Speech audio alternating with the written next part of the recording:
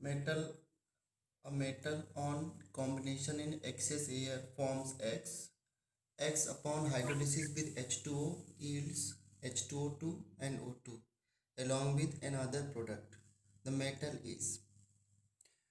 एक बच्चे का आंसर आया रुबीडियम। और कोई आंसर बताना चाहेगा?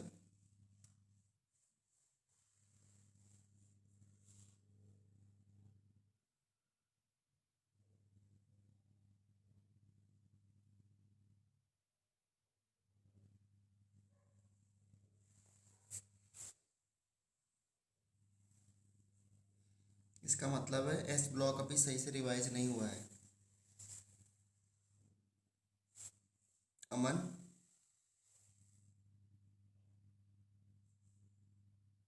रुबीडियम आएगा तो तुम तुम्हें बनाता है वो सुपर। सर रुबीडियम ही आएगा। हाँ रुबीडियम। गुड। याद करो, lithium prefer to form oxide and sodium prefer to form peroxide and rest of the element form to prefer superoxide। ठीक है ना? और अगर ऑक्साइड की रिएक्शन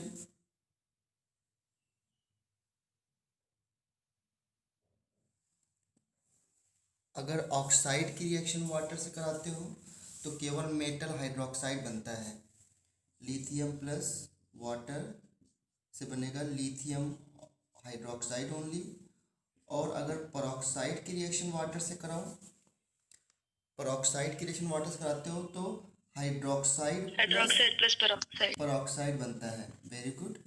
और अगर सुपर ऑक्साइड की रिएक्शन कराते हो तो हाइड्रोक्साइड प्लस पेरोक्साइड और प्लस क्या प्रोड्यूस होता है? ऑक्सीजन। देखो, और बच्चों को बता दूं कि ये क्वेश्चन 2019 का जेई मेन का है। तो जो क्लास में बताया ना वैसे ही क्वेश्चन आते हैं हर जगह। आप कभी भी एस ब्लॉक क्वेश्चन दे देना। जो यहाँ पे आ जाते हैं वो अलग बात है, बट क्वेश्चन का कंसेप्ट मतलब इसी तरीके से है। और अब इसमें पोटेशियम का तो ऑप्शन था नहीं, तो रुबीडियम हो सकता था या सीजियम हो सकता था। सीजियम भी नहीं बचा तो रुबीडियम होगा। ठीक है ना? ये आंसर हो गया।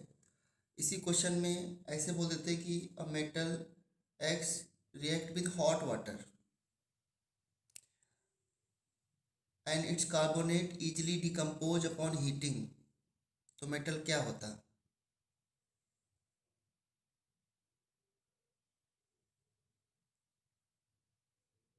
बताइए।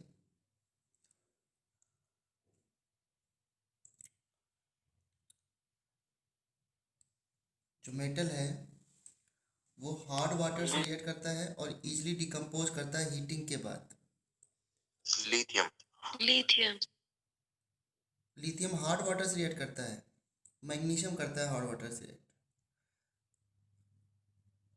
और मैग्नीशियम का कार्बोनेट डिकम्पोज भी होता है और लिथियम का कार्बोनेट भी डिकम्पोज होता है। The best answer is magnesium. Magnesium react with hot water. इसके ऊपर मैग्नीशियम ऑक्साइड की लेयर जम जाती है इस वजह से। ऐसे क्वेश्चन से थोड़ा रिएक्शन कंप्लीट हो जाती है आपकी। अच्छा क्वेश्चन था ये।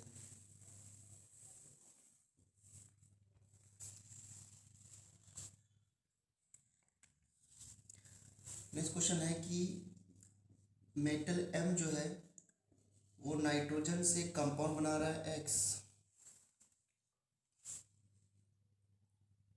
और जो ये एक्स है ये वाटर से रिएक्ट करके बनाता है ए प्लस बी। ठीक है। A can also be obtained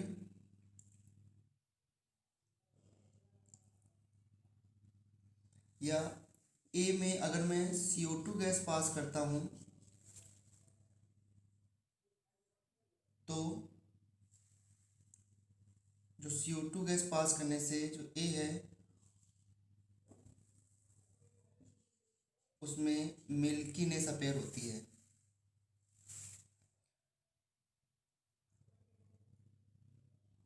और ए में अगर मैं Cl2 गैस पास करूं तो एक कंपाउंड जेड बनता है जो कि ब्लीचिंग एक्शन में यूज होता है, ब्लीचिंग एक्शन में।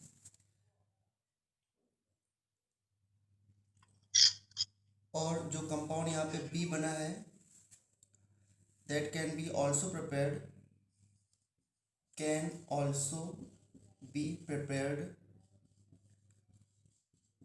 prepared by Haber's process।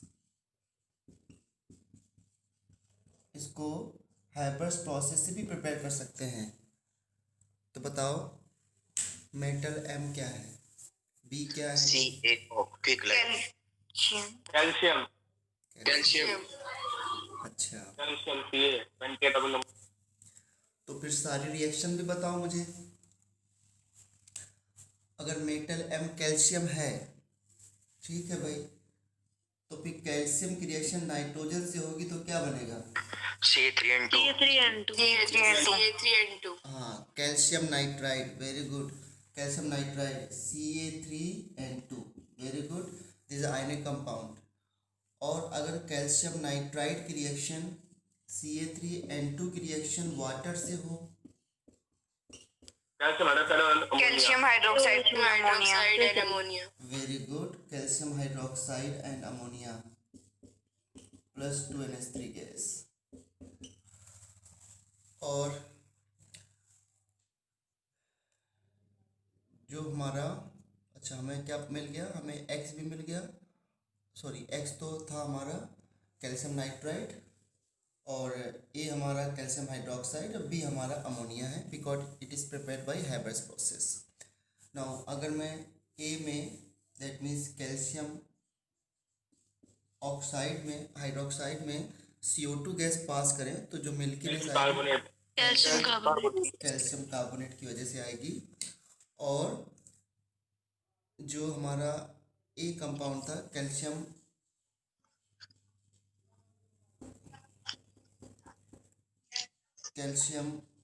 Hydroxide, अगर इसमें मैं Cl2 गैस पास करता हूँ, कैल्शियम ऑक्सीक्लोराइड CaOCl2, इसका नाम क्या होता है? ब्लीचिंग ब्लीचिंग पाउडर नाम होता है ना? हाँ। अच्छा बच्चों, कैल्शियम ऑक्सीक्लोराइड कैल्शियम ऑक्सीक्लोराइड, याद करो इसमें क्लोरीन की 2 ऑक्सीडेशन स्टेट होती है ना, -1 और +1। यस सर क्योंकि इसके हाँ इसमें आयंस क्या बनते थे? Ca2+ आयन, Cl- और OCl-, है ना? तो ये -1 होती है Cl की यहाँ पे, और यहाँ पे Cl की +1। और बच्चों ये ब्लीचिंग एक्शन का क्या मतलब होता है? ब्लीचिंग एक्शन, जैसे हाइड्रोजन परऑक्साइड भी ब्लीचिंग एक्शन करता है, अब कैल्शियम ऑक्सीक्लोराइड भी ब्लीचिंग एक्शन करता है। तो ब्लीचिंग एक्शन का मतलब होता है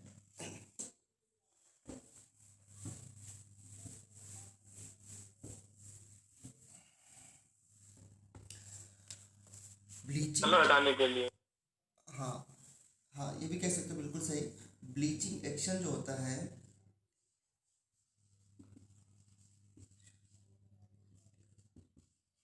ब्लीचिंग एक्शन, जैसे किसी कलर्ड कंपाउंड को जो है कलरलेस करना हो, कलर्ड कंपाउंड को कलरलेस करना हो, ये भी एक ब्लीचिंग एक्शन होता है। जैसे देखो, जैसे हाइड्रोजन पेरोक्साइड है, हाइड्रोजन पेरोक्साइड जो होता है वो डिकम्पोज होके देता है H2O+O, सिंगल O को बोलते हैं नेसेंट ऑक्सीजन, बहुत रिएक्टिव होता है। ये ऑक्सीजन क्या करता है? कलर्ड सब्सटेंस को ऑक्सीडाइज कर देता है नेसेंट ऑक्सीजन, और बना देता है colourless, because it produce oxygen on decomposition, that's why H2O2 का। तो ब्लीचिंग एक्शन 2 तरीके होता है। Bleaching action of substance is by oxidation and is by reduction. Bleaching action 2 तरीके से होता है, bleaching action is due to oxidation and bleaching action is due to reduction. Bleaching action जब ऑक्सीडेशन से होता है तो वो परमानेंट होता है, मतलब कि वो कलर्ड सब्सटेंस को परमानेंटली कलरलेस बना देगा। ये किससे होता है? By coloured substance, by, this is permanent, sorry, permanent. हाँ परमानेंट।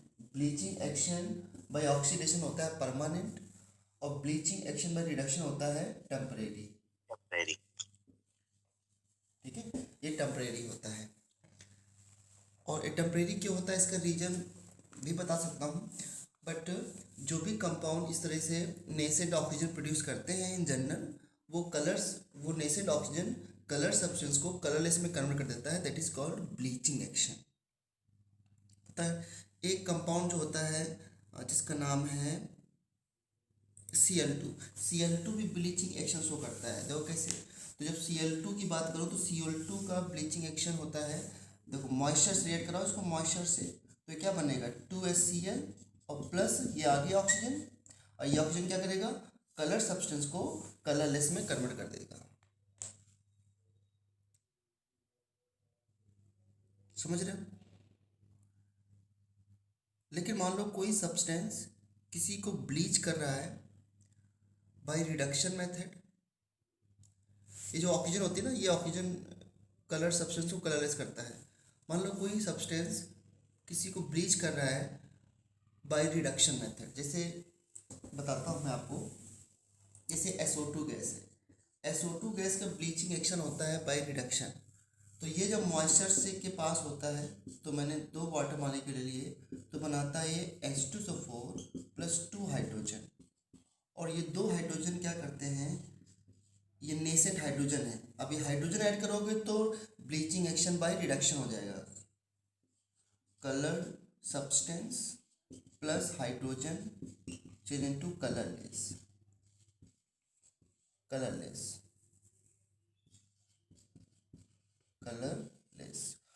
और क्या होता है कि जब इसका मतलब कलर गया है ड्यू टू रिडक्शन, तो ये जो कंपाउंड बनता है ये एटमॉस्फेरिक ऑक्सीजन से, एयर से फिर से क्या हो जाता है, ऑक्सीडाइज, और फिर से क्या बना देता है, कलर्ड। लेकिन सोचो, जो कंपाउंड ऑक्सीडाइज होकर के कलरलेस हुआ है, क्या वो एयर से फर्दर ऑक्सीडाइज हो पाएगा क्या? No, sir. नहीं। No, sir. इसलिए No, sir. Bleaching action due to जो रिडक्शन होता है of a compound is temporary, जिससे क्या होता है, कलर जो कंपाउंड बनता है कलरलेस, वो फर्दर एटमॉस्फेयर ऑक्सीजन से, एटमॉस्फेयर एयर से जो है वो ऑक्सीडाइज फर्दर हो सकता है। तो hydrogen peroxide, Cl2 gas, bleaching powder, इनका सभी का ब्लीचिंग एक्शन इस तरीके से होता है। और ब्लीचिंग एक्शन 2 तरीके से होता है, due to oxidation and by reduction. छोटी सी बात थी, मैंने बता दिया यहीं पर।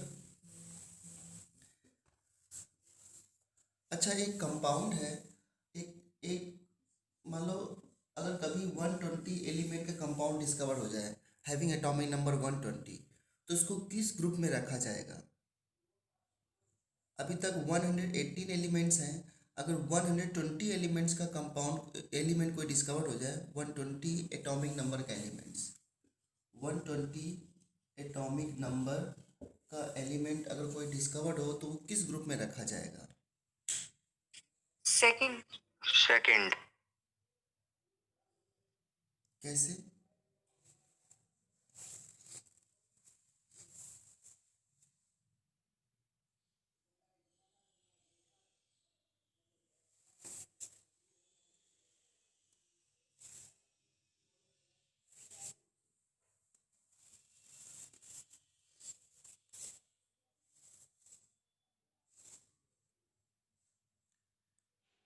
बड़ी जल्दी बता दिया आप लोगों ने, बिल्कुल सही आंसर है।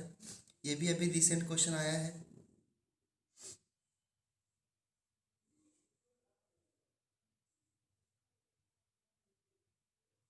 वन 117 का एग्जाम्पल अक्सर मैं देता हूँ ना, 117 वाले एलिमेंट का।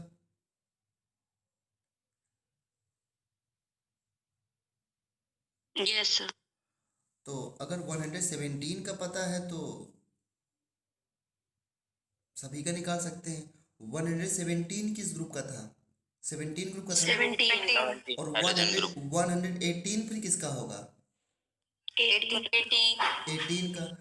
तो अगर मिनट 18 तो 118 तो फिनिश हो गया, फिर 119 किस में आएगा फर्स्ट ग्रुप में, फर्स्ट ग्रुप, 120 किस में आएगा, सेकंड ग्रुप, सेकंड, और सेकेंड ग्रुप जो होता है, सेकेंड ग्रुप में जो एलिमेंट होगा उसे क्या बोलते हैं हम लोग, alkaline earth metal, alkaline earth metal. तो ये एल्कलाइन अर्थ मेटल में रखा जाएगा।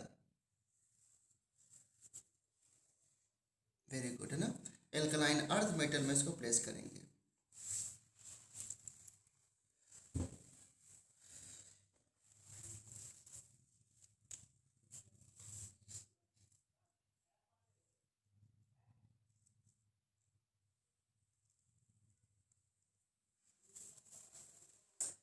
एक इंटीजर टाइप क्वेश्चन पूछ रहा हूँ। अब देखो ऐसे ही तैयार हो सकता है आपका एस ब्लॉक पी ब्लॉक थोड़ा सा, और थ्योरी पी ब्लॉक की अच्छे से आज पढ़ लेना, आपका मंडे को टेस्ट होगा, है ना।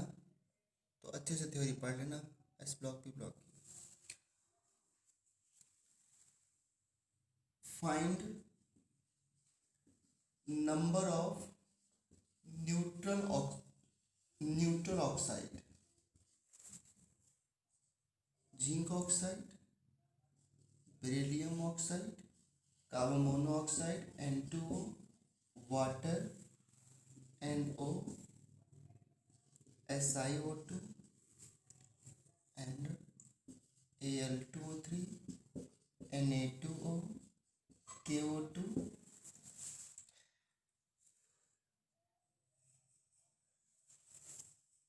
सर 3,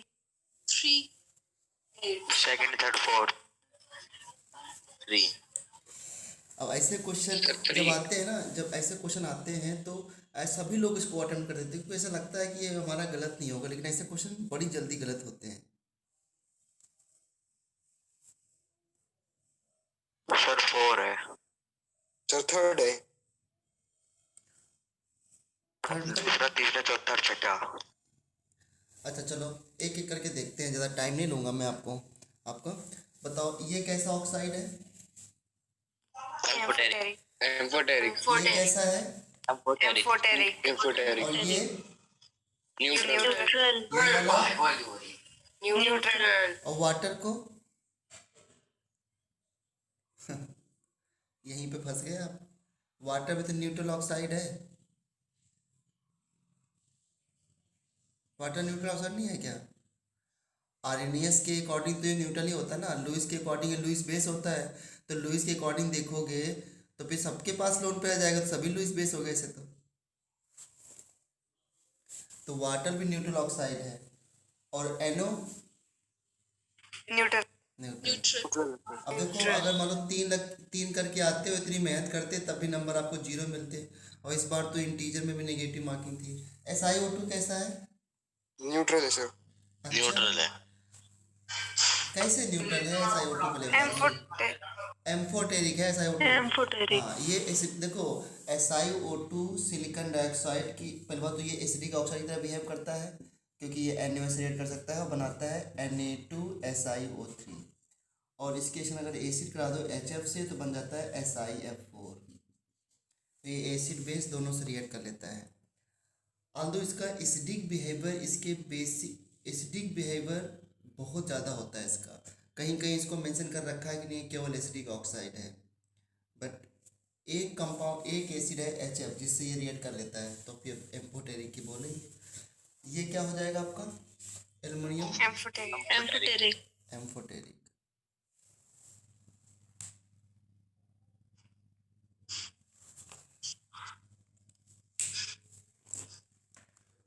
अभी परम ने एंटर किया है, परम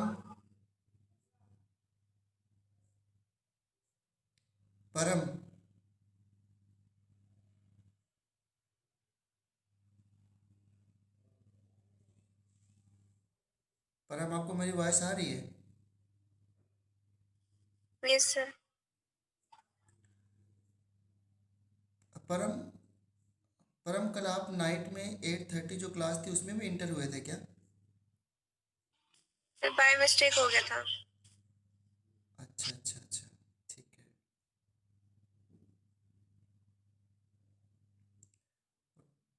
पता था वो किसकी क्लास चल रही है आपको।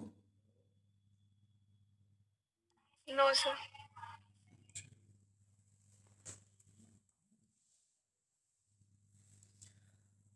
सो ये अच्छा बच्चों ये एम्फोटेरिक है। और Na2O कैसा ऑक्साइड है बच्चों? बेसिक बेसिक और KO2? बेसिक तो इसका आंसर कितना आएगा 4। इससे थोड़ा सा आपको तब कंसेप्ट थोड़ा क्लियर होंगे। सर सीओ न्यूट्रल क्यों था? CO न्यूट्रल क्यों है? Yes sir. हाँ चलो, तो इन्होंने इसे इनऑर्गेनिक में मतलब बहुत ही अच्छे तरीके से तो इसको एक्सप्लेन नहीं कर सकते, लेकिन ऑक्सो एसिड इसलिए पढ़ते हैं। अगर किसी ऑक्साइड में वाटर ऐड होने के बाद वो बेस बना दे या एसिड बना दे, तो या तो वो एसिडिक ऑक्साइड होगा या बेसिक ऑक्साइड होगा। Na2O बेसिक ऑक्साइड क्यों है? क्योंकि वाटर ऐड करने के बाद तो सोडियम हाइड्रोक्साइड बनाता है। CO2 एसिडिक ऑक्साइड क्यों? CO2 एसिडिक ऑक्साइड है क्योंकि ये वाटर ऐड करने के बाद क्या बना देता है? H2CO3 carbonic acid, and which can furnish H+ ion. ये H+ आयन फर्निश कर सकता है। लेकिन अगर CO गैस है, CO गैस में अगर आप वाटर ऐड करो तो आप कहने को तो बना सकते हो भाई कि ये H2CO2 बन गया, ऐसे बनेगा ना H2CO2। क्या H2CO2 कोई कंपाउंड हो सकता है बताओ, जब CO2 गैस खुद ही इंडिविजुअल होती है तो? No sir. हाँ, तो you can not add water into it, मतलब ये वाटर से कोई रिएक्ट करके कोई एसिड नहीं बना रहा है। और बेस अगर इसमें ऐड करोगे NaOH तब भी कोई सॉल्ट जैसा नहीं बनता है। तो ऐसे इसे ऑक्साइड को क्या बोलेंगे? न्यूट्रल ऑक्साइड, बिकॉज ये वाटर से भी रिएक्ट नहीं करता है, सॉरी ये वाटर से रिएक्ट करके एसिड भी नहीं बना रहा है, वाटर से रिएक्ट करके बेस भी नहीं बना रहा है। ओए हाँ, that's why it is a neutral oxide. बस इसके अलावा और कोई रीजन नहीं इसको एक्सप्लेन करने का कि ये न्यूट्रल ऑक्साइड क्यों है। तो जिस मतलब जो भी ऑक्साइड है वो किसी न किसी ऑक्सो एसिड का होना चाहिए, या फिर वो ऑक्साइड वाटर से रिएक्ट करके कोई ना कोई ऑक्सो एसिड बनाता है तो वो एसिडिक ऑक्साइड है, और नहीं बना पाता है तो वो एसिडिक नहीं है। बेस बना देता है तो बेसिक ऑक्साइड है, और नहीं बना पाता तो बेसिक भी नहीं है। यही तरीका होता है इनऑर्गेनिक में, इससे ज़्यादा आप कुछ नहीं कर सकते हैं।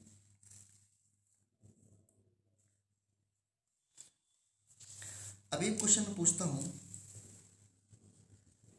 H2CH4 CO2 और SO2, बहुत दिन में से इसमें कोई डिस्कशन नहीं हुआ है। इनके क्रिटिकल टेम्परेचर दे रखे हैं इन गैसेस के। इसका 33 है क्रिटिकल टेम्परेचर, इसका 190 है क्रिटिकल टेम्परेचर, इसका 304 है क्रिटिकल टेम्परेचर, और इसका 630 है क्रिटिकल टेम्परेचर। अब अगर मैं आपसे पूछूं कि क्रिटिकल टेम्परेचर की डेफिनेशन क्या थी, तो आप कहोगे सर अभी तो मुझे याद नहीं है, या किसी को याद है क्रिटिकल टेम्परेचर की डेफिनेशन? तो जिस टेम्परेचर पे कोई सब्सटेंस लिक्विफाई होना बंद हो जाता है, अच्छा, गैस लिक्विड। और कोई बता सकता है?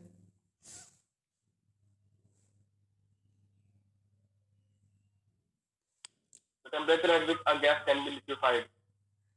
Temperature can maximum temperature. Maximum temperature. मतलब आप लोग थोड़ा याद करने की कोशिश कर रहे हो, लेकिन थोड़ा सा गड़बड़ हो रहा है बताने में।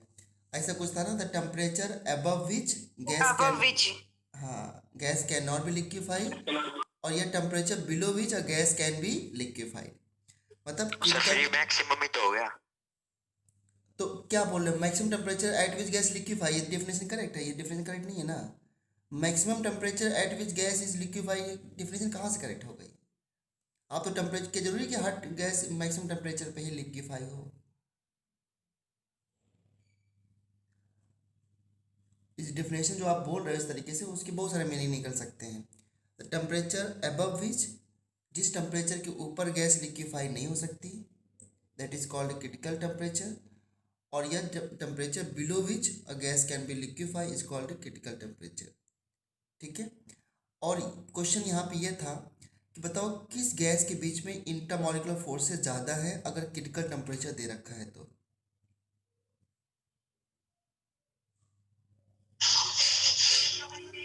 बताओ। SO2। जिसका क्रिटिकल टेम्परेचर हाई होता है उसके बीच में intermolecular force of attraction high होते हैं। Yes sir.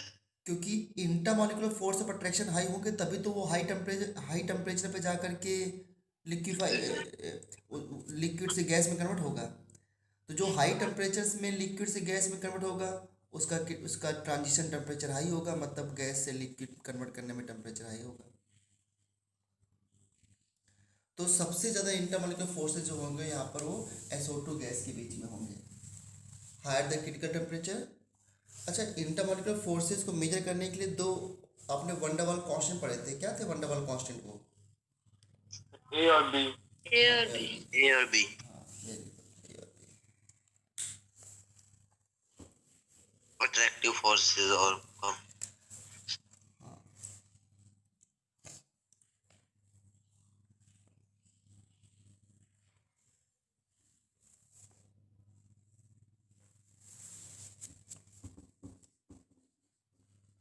Among the following,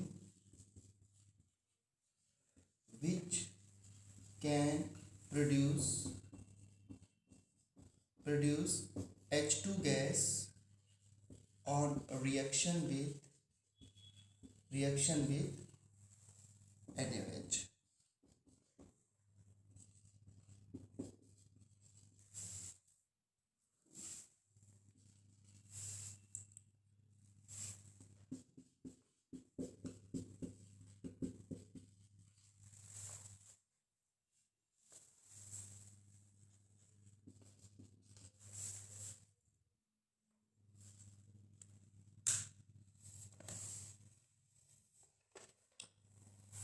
बता सकते हो उसका आंसर? कितने सब्सटेंस हैं इसमें ये जो NaOH से रिएक्ट करके हाइड्रोजन गैस प्रोड्यूस कर सकते हैं?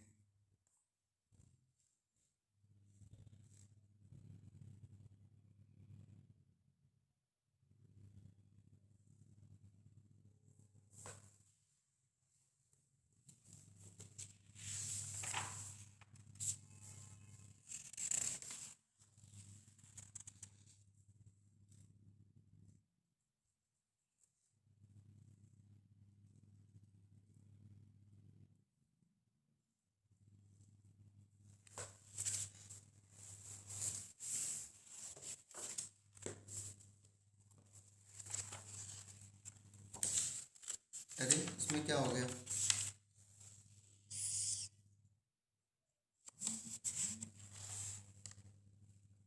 सर 6। 6? Sir phosphorus.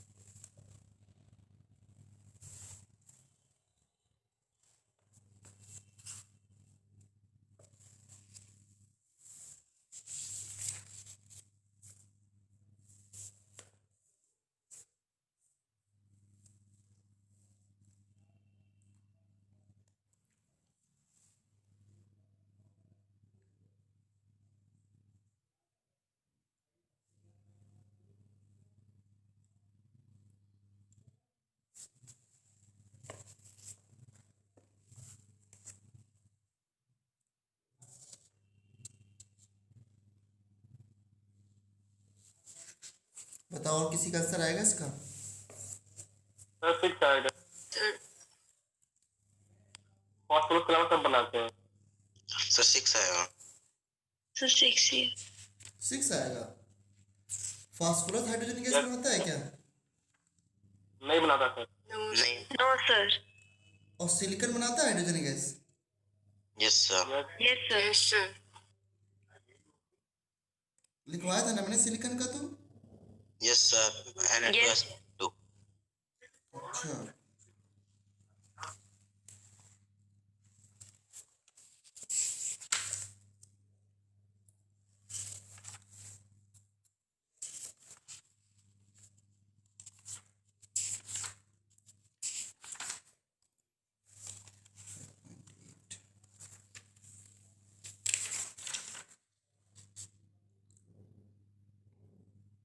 ठीक है, मान लिया आप लोगों की बात। Zinc, aluminium, tin, lead, amphoteric है ना, सिलिकॉन और बेरिलियम। Yes sir. अगर आप इस तरह क्वेश्चन कर रहे हैं तो समझो कि यस ब्लॉक आपको थोड़ा बहुत आने लग रहा है, बट आपको नंबर ना आए वो अलग बात है, क्योंकि नंबर आपके कम ही आते हैं।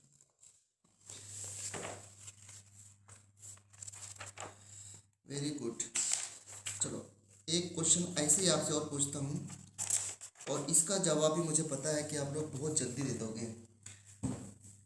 इससे थोड़ी सी सिलेक्टिविटी बढ़ रही है कि हाँ स्पेसिफिक ऐसा है, इसमें ऐसा है। क्वेश्चन है, how many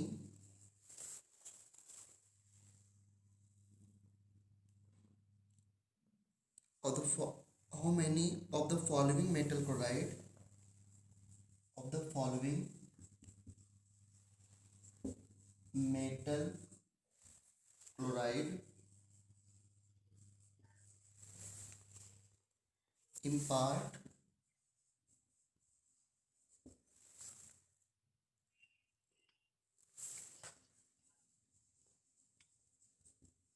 characteristics, color to the oxidizing flame?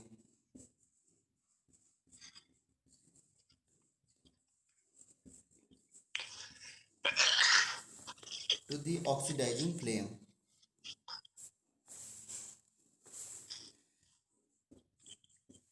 LiCl, NaCl,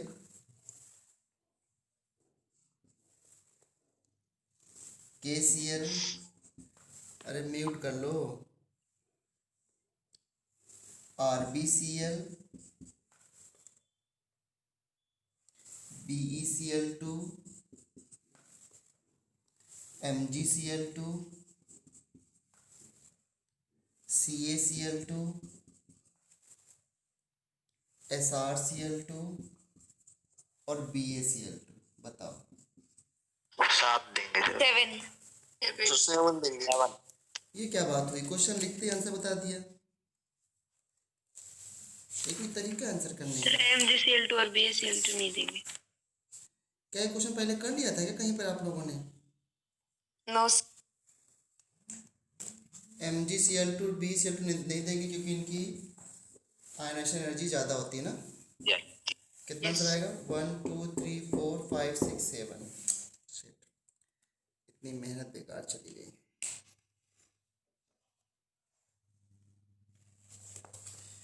ठीक है, अब मैं बदला लेता हूँ आपसे।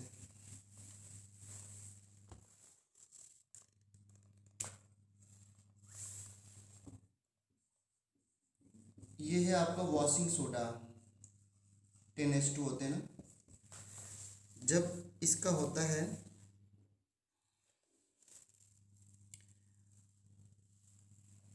फ्लोरोसेंस,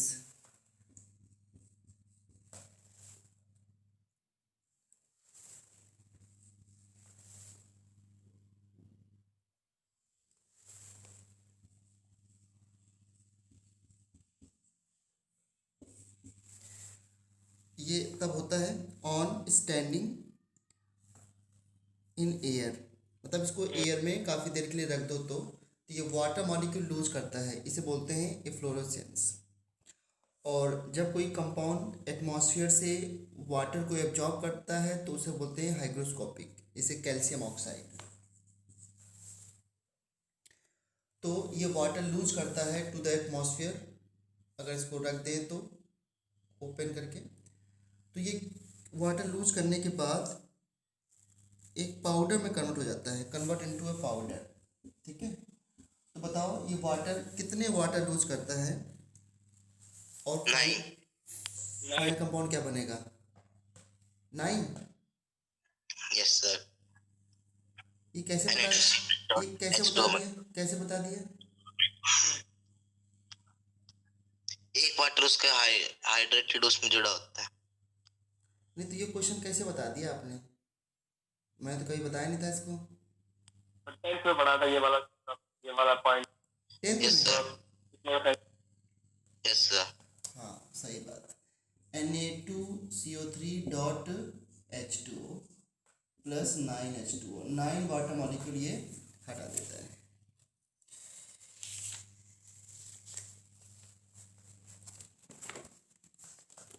ठीक है, सही जवाब है।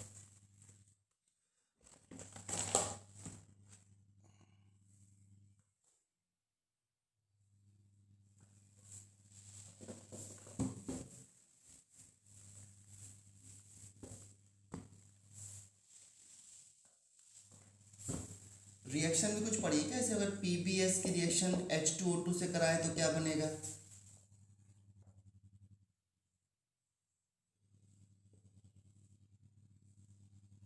जो लास्ट में रिएक्शंस कराई थी। PBO plus H2S. KBO plus H2S. PbO plus H2SO4 H2S. H2S ऐसे जोड़ दिया ना, यहाँ पे ऑक्सीजन कर दिया, यहाँ पे H2S कर दिया ना, सिंपल सा। Yes sir. ऐसे मतलब बताया, मगर तो ऐसा नहीं होगा, ये तो आप अपना माइंड यूज कर रहे हो ना। ये H2O2 दो तरह बिहेव करता है ना, ऑक्सीडाइजिंग एजेंट और रिड्यूसिंग एजेंट की तरह। तो जब ये सर कैसे डिकम्पोज होता है, H2O2 change into H2O plus O2, है ना, या O लिख दो, H2O प्लस O लिख देता हूँ मान लो। अगर ये ऑक्सीडाइजिंग की तरह बिहेव कर रहा है, वैसे अगर ऑक्सीडाइजिंग की तरह बिहेव कर रहा है तो इसका जो नेसेंट ऑक्सीजन है वो जाके इसको ऑक्सीडाइज करता है। तो PbS प्लस O, देखो Pb पहले से +2 में है और इनर्ट पेयर इफेक्ट की वजह से, इनर्ट पेयर इफेक्ट पढ़ा होगा ना पी ब्लॉक में, इनर्ट पेयर इफेक्ट। 6 हो जाएगी। एक सेकेंड, इनर्ट पेयर इफेक्ट तो पढ़ा है ना पी ब्लॉक में आप लोगों ने। Yes sir. और इनर्ट पेयर इफेक्ट की वजह से याद करो, stability of lower oxygen state increases down to the group. Pb+2 ज़्यादा स्टेबल होता है या Pb+4 ज़्यादा स्टेबल होता है? Plus 2. Pb+2, है ना। और अगर ग्रुप 13 की बात करें तो सबसे नीचे वाला थैलियम होता है, तो थैलियम का +1 भी होता है, थैलियम +3 भी होता है। ज़्यादा स्टेबल कौन होता है? +1 थैलियम। हाँ, थैलियम का +1 ज़्यादा स्टेबल है। ठीक है, due to inert pair effect. PbS4 बनेगा। हाँ, तो अब ये Pb+2 तो फर्दर ऑक्सीडाइज हो नहीं सकता है, तो यहाँ पे सल्फर -2 में तो सल्फर ऑक्सीडाइज होता है, तो बनता है PbSO4। अब यहाँ पे देखो PbSO4 में ये +2 है और सल्फर की +6 हो गई, SO4 2 में देख लो। तो यहाँ पे कितनी ऑक्सीजन चाहिए होंगे? 4। तो इस इक्वेशन किससे मल्टीप्लाई कर दो? 4 से, और फिर इसमें क्या करो, दोनों को ऐड कर दो। जब ऐड करोगे तो 4 से मल्टीप्लाई करने के बाद 4 ऑक्सीजन कैंसिल हो गए और ये बन जाएगा PbS plus 4H2O2 change into PbSO4 plus H2. Plus 4H2. 4H2। ये रिएक्शन होती है। इसका रिड्यूसिंग एक्शन, ऑक्सीडाइजिंग एक्शन, काफ़ी रिएक्शन बताई थी, एक बार जल्दी से देख लेना इन चीज़ों को।